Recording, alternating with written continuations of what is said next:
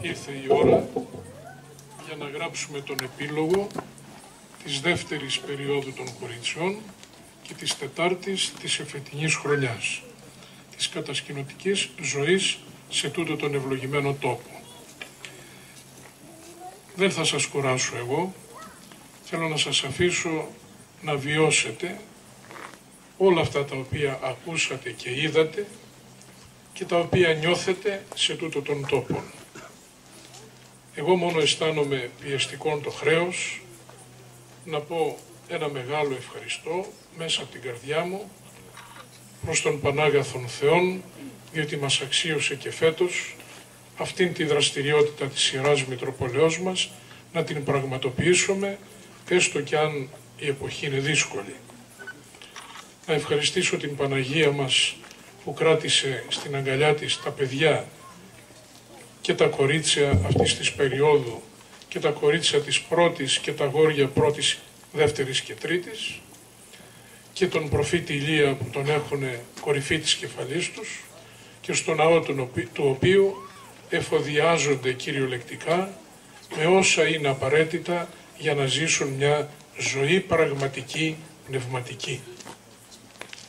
Εγώ θα ήθελα απευθυνόμενος, όχι τόσο στα παιδιά, τα οποία είδα και προχθές τη Δευτέρα και τα είπαμε, όσο απευθυνόμενος προς τους γονείς και να τους πω ότι η κατασκήνωση δίδει πολλά μηνύματα σε όλους και ιδιαίτερα στους γονείς. Πρώτο μήνυμα που δίνει, ότι τα παιδιά, τα 100 την κάθε φορά, ζουν σε μία κοινωνία δική τους και απεδείχθη ότι ενώ είναι από διάφορες οικογένειες που έχουν διάφορη οικονομική κατάσταση, μορφωτική κατάσταση, από πλευράς αξιωμάτων, από πλευράς, εν πάση περιπτώσει, ποικίλης εμφανίσεως της ζωής. Εν τούτης τα κατάφεραν να συμβιώσουν. Και αυτό είναι ένα σπουδαίο μήνυμα. Αν σήμερα λέμε για δεν πάει καλά η κοινωνία, τι φταίει, γιατί μαλώνουν οι άνθρωποι, γιατί πάνε στα δικαστήρια, γιατί κάθε τόσο έχουμε ληστείες, έχουμε διάφορα παρατράγουδα, έχουμε μία παραβατική ζωή, εγώ σας λέγω να προσέξετε πως 100 παιδιά από διάφορα κοινωνικά στρώματα συμβίωσαν 10 ολόκληρες ημέρες και έζησαν μια ζωή άψογη, αξιοθαύμαστη, γι' αυτό και αξιομίμητη. Άρα λοιπόν δεν είναι δύσκολο και η κοινωνία μας να έχει αυτή την όμορφη ζωή που έζησαν τα παιδιά μας εδώ. Χρειάζονται μερικές αρχές και είπε προηγουμένως και η αρχηγός και η υπαρχηγός ότι η υπομονή, η αγάπη, η καλοσύνη, η ανεκτικότητα ήταν οι αρετές που καλλιέργησαν τα παιδιά μας και γι' αυτό έζησαν τόσο όμορφα εδώ. Αν θέλουμε κι εμείς να έχουμε μια καλή κοινωνία, την υπομονή, την αγάπη, την καλοσύνη, την ανεκτικότητα, αρετές που για αυτές κάνει λόγο η Εκκλησία μας, να τις αντιγράψουμε, να τις καλλιεργήσουμε και με αυτές τη ζωή μας αστολίσουμε. Υπάρχουν μερικές αδυναμίες ανθρώπινες, στο φαγητό, στον ύπνο, στην ανάπαυση και φαίνονται αυτές και στο σπίτι που έχει λίγα μέλη η οικογένεια. Πολύ περισσότερο φαίνονται στην κοινωνία. Εδώ δεν εφάνηκαν γιατί ο καθένας δεν ζητούσε το δικό του αλλά το του εταίρου. Και κοιτάξτε τι όμορφα έζησαν. Στο θάλαμο που έμεναν και ήταν αρκετά τα παιδιά που ζούσαν στον ίδιο θάλαμο, στην τραπεζαρία που εκάθισαν να φάνε το ίδιο φαγητό, μαγειρευμένο από τις ίδιες καλές μαγείρισες, το φαγητό που ίσως στο σπίτι τους δεν το επλησίαζαν και δεν το είχαν ποτέ προτιμήσει. Εδώ ήταν όλα πάρα πολύ όμορφα, που σημαίνει ότι με λίγη υπομονή, με λίγη ανεκτικότητα θα τα καταφέρουμε και στην κοινωνία μας έτσι να ζήσουμε. Το θέμα της προσευχής, της θρησκευτικής ζωής, εδώ επήγε άριστα. Κανένα από τα παιδιά δεν είπε εγώ θέλω να κοιμηθώ περισσότερο, δεν μπορώ να πάω στην εκκλησία. Και στην εκκλησία πρώτη και στην αγρυπνία με λαχτάρα έλαβαν μέρος, στη Θεία Κοινωνία, στην εξομολόγηση, κάτι που μπορούν να το κάνουν και στο σπίτι τους με την βοήθεια των γονέων και με τη συμπαράστασή τους. Δεν είναι δύσκολο να γίνει. Αν λοιπόν δεν υπάρχει μία λειτουργική, μυστηριακή ζωή στο σπίτι, κοιτάξτε να δείτε τι φταίει. Ψάξτε να βρείτε ποια είναι η αιτία. Ούτε σε εσάς εμείς θα την φορτώσουμε, ούτε εσείς στα παιδιά να την φορτώσετε. Κομμάτι ευθύνης ο καθένας μας να πάρει για να διορθωθούν μερικά στραβά πράγματα που γίνονται μέσα στην κοινωνία. Υπογραμμίζω όσα είπε ο πατήρ Σιμεών για τους ανθρώπους που μας συμπαραστάθηκαν και τους ευχαριστώ και εγώ με όλη τη δύναμη της ψυχής μου και της καρδιάς μου και της φωνής μου ακόμη. Και θεωρώ ότι όλοι αυτοί που ανέφερε τα ονόματά τους, ο πατήρ Σιμεών, είναι όχι απλώς οι ευεργέτες μας, αλλά οι πολύτιμοι συνεργάτες μας. Το είπαν τα παιδιά στην προηγούμενη κατασκηνωτική περίοδο. Ο Σεβασμιότατος είπε ότι και το ράσο του θα πουλήσει για να μην σταματήσει το έργο της κατασκηνώσεως. Εγώ λέω όταν έχω τέτοιους γονείς και τέτοιους πολύτιμους συνεργάτες, σαν αυτούς που ακούστηκαν τα ονόματά τους, δεν θα χρειαστεί να πουλήσω το ράσο μου. Αλλά αν και αυτό κάποτε χρειαστεί, θα γίνει. Οι κατασκηνώσεις με τη βοήθεια πάντοτε του Θεού και τη συμπαράσταση τη δική σας θα λειτουργούν κάθε χρόνο το καλοκαίρι για 40 μέρες, για 400 παιδιά και ακόμη πιο πολλά μαζί με τα στελέχη. Θέλω να συγχαρώ τα στελέχη. Ακούσατε, δεν είναι απλά παιδιά που ξέρουν 5 κολυβογράμματα. Είναι όλες φοιτήτριες ή πτυχιούχοι ή οι ομαδάρχησες. Και είναι οι υποψήφιες περίπου φοιτήτριες ή τελειώνουν το Λύκειο. Οπότε τα παιδιά τα οποία βρίσκονται κοντά στα δικά σας παιδιά είναι αξιόλογα, με αισθήματα, με αρετή, με ήθος και επομένως δεν έχουν να ζημιωθούν σε τούτο των τόπων κάτω από το μάτι του Θεού που τα πάντα βλέπει και μέσα στην αγκαλιά του Θεού που τα πάντα στέγει. Η κατασκήνωση είναι μία όασης, είναι μία νησίδα μέσα στην ανθρωποθάλασσα της ζωής που είναι τόσο ανακατεμένη, μια νησίδα ήρεμη, γαλήνια που φιλοξενεί τα παιδιά σας για λίγες έστω ημέρες. Είναι μία όασης μέσα σε αυτήν την πανσπερμία των ανθρώπων που ευρίσκονται στο χώρο της Ελλάδος, που δεν ήταν ποτέ τέτοια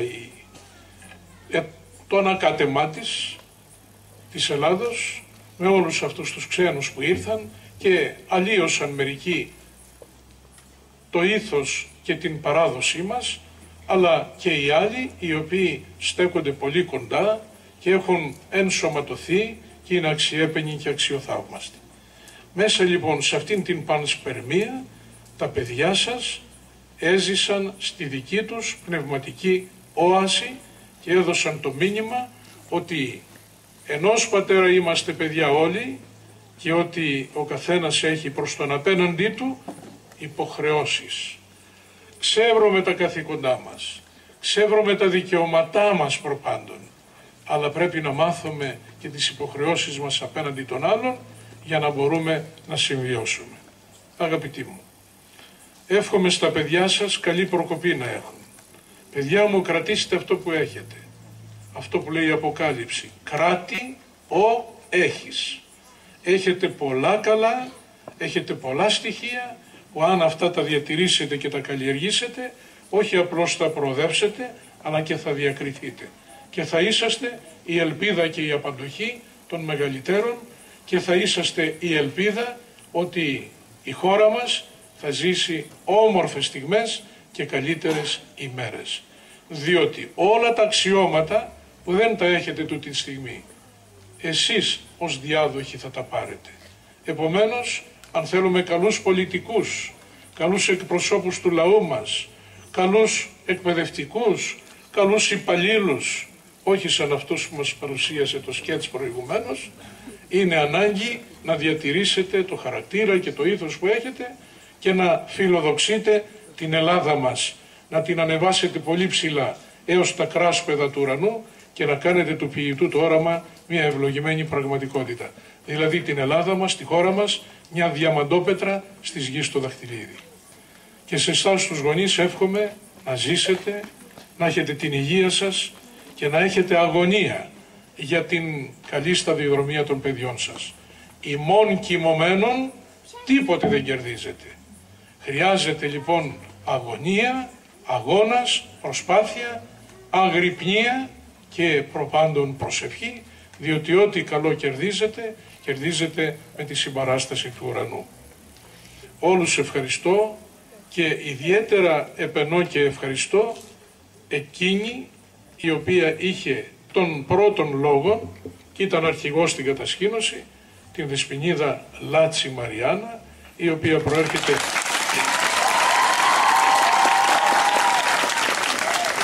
και από ευλογημένη οικογένεια, είναι θυγατέρα του πατρός Γεωργίου του Λάτση, και την βοηθών, την υπαρχηγών, η οποία και εκείνη προέρχεται από ευλογημένη οικογένεια και έδειξε το μέτρο των ικανοτήτων της με όσα έκανε εδώ στην κατασκήνωση και μας είπε προηγουμένως. Θα μου επιτρέψετε μία διάκριση.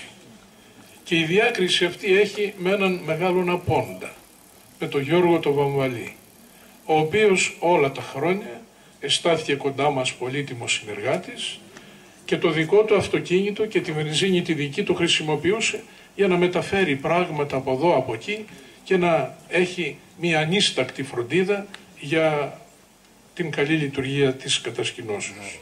Όμως ασθένησε όπως γνωρίζετε και παρότι το ήθελε να βρίσκεται εδώ, επειδή υπευλήθη σε μία εγχείρηση και δεν μπορεί ούτε μέσα στο αυτοκίνητο να σταθεί, προς το παρόν τουλάχιστον, μέχρι την αποθεραπεία, δεν μπόρεσε να έρθει. Η Μητρόπολης μας θέλησε να τον τιμήσει σήμερα, χωρίς να γνωρίζει ο ομιλών ότι δεν θα μπορούσε να έρθει. Και με ένα δίπλωμα τιμής απευθύνεται σε αυτόν και λέγει ότι τιμά την ειλικρίνειά του, την εργατικότητά του, των ένθεων ζήλων του για να λειτουργεί σωστά η κατασκήνωση και την ανίστακτη φροντίδα του. Και όλα αυτά του τα γράφουμε σε ένα δίπλωμα τιμής, το οποίο αφού δεν είναι εδώ να το πάρει, θα πάω εγώ αμέσως μετά από εδώ, στο σπίτι που μένει, με τη συμπαράσταση, την παρέα συντροφιά 2 κληρικών, να του το επιδώσουμε στο σπίτι του. Νομίζω ότι το ευχαριστώ μας πρέπει να το λέμε σε κάθε άνθρωπο που μας δίδει έστω ένα ποτήρι νερό. Να μην έχουμε τσιγκουνιά στο να εκφράζουμε την ευγνωμοσύνη μας. Πολύ περισσότερο σε αυτόν τον άνθρωπο, ο οποίος εργάστηκε με πάθος για να έχει καλή πορεία η κάθε κατασκευαστική περίοδος. Ευλαβέστατη κληρική, κύριε Ταξίαρχε, κύριε Δήμαρχε, κυρία Αντιπεριφερειάρχης, κύριε Διοικητά της Πυροσβεστικής, αγαπητοί γονείς, όλους σας ευχαριστώ, σας ευγνωμονώ και προς όλους σας δίδω την ευχή μου και την ευλογία μου ως Επισκόπου, να έχετε υγεία, να έχετε μακροημέρευση και να χαίρεστε και να καμαρώνετε τα παιδιά σας. Να τα ειδείτε όπως θέλει ο Θεός και όπως επιθυμεί η ψυχή σας.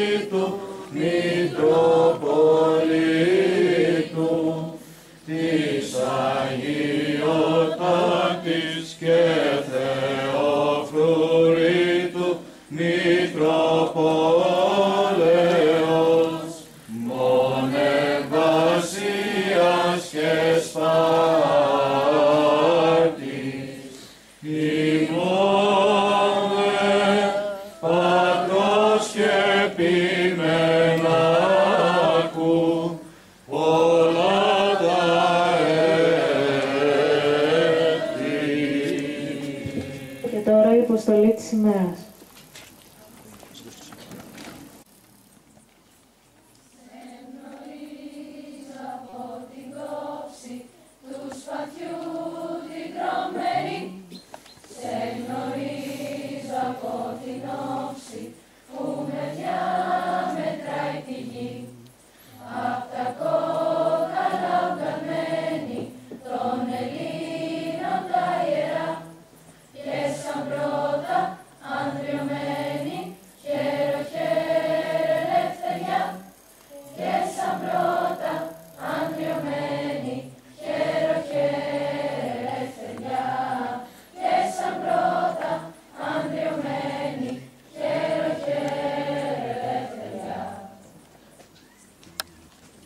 Παρακαλούμε την αρχηγό μας να παραδώσει τη σημαία στο Σεβασμιότατο Μητροπολίτη μας με την ευχή και του χρόνου να ξαναλειτουργήσει η κατασκήνωσή μας.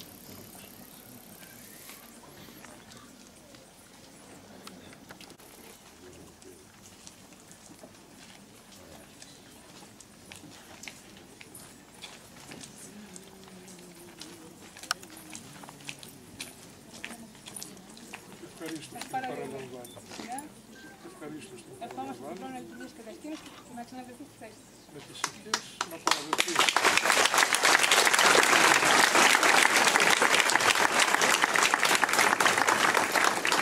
Σεβασμιότατε, παρακαλούμε να δώσετε.